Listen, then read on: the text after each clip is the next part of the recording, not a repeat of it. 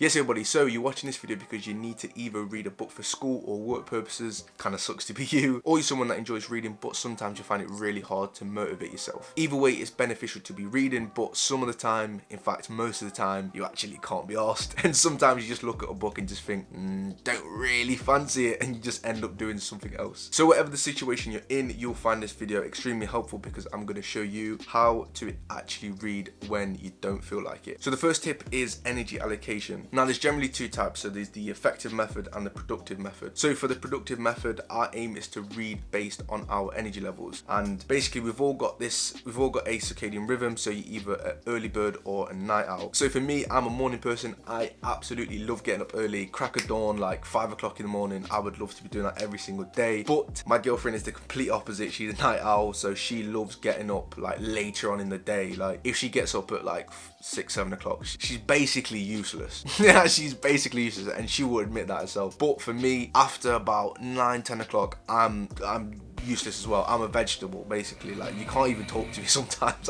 I'm literally falling asleep. So because of this, you should definitely read when your energy levels are a lot higher. So based on this graph, the best time to read for early birds would be probably around the late morning, and for night owls it will be best to read in the late evening. Now the strategy is the best for people that need to either, gather information, extract information from a book, like for a test or something related to work, with as much focus as possible. It would be ineffective because we're working for the results. Now the productive method is a little bit different. So this is based on the 16 hours we're awake and how the sun rises and falls. So as a general rule, as the sun rises, this is the perfect time for high energy productive work. So doing things that require a lot of tension, a lot of energy and things like that. So as the sun comes down, this is the perfect time for doing tasks that are more insightful and creative, like journaling, reading and reflecting on your day. I think this method is perfect for people that generally do read books but they get unmotivated sometimes, or they just get in a rut when it comes to reading books. So to be fair, this is the rule that I would use because, for example, Sapiens,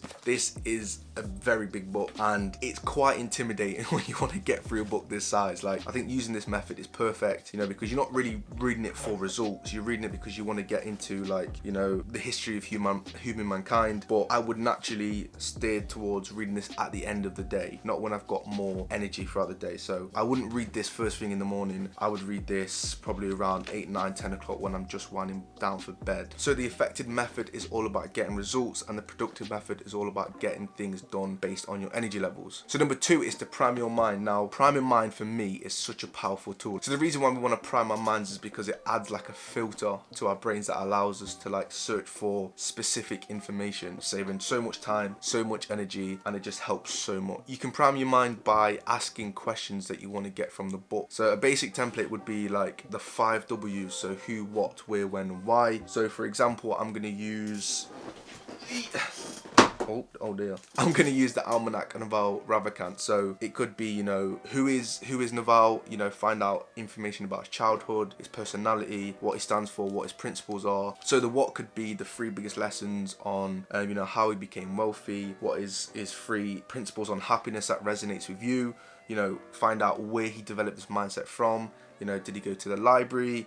What books did he read when he went to the library when he was younger? What set him off on this journey of self-improvement, and just learn a bit more about the author and what's in the book by asking questions and things like that. So I think having the questions and finding the answers allows this ultra focus when reading.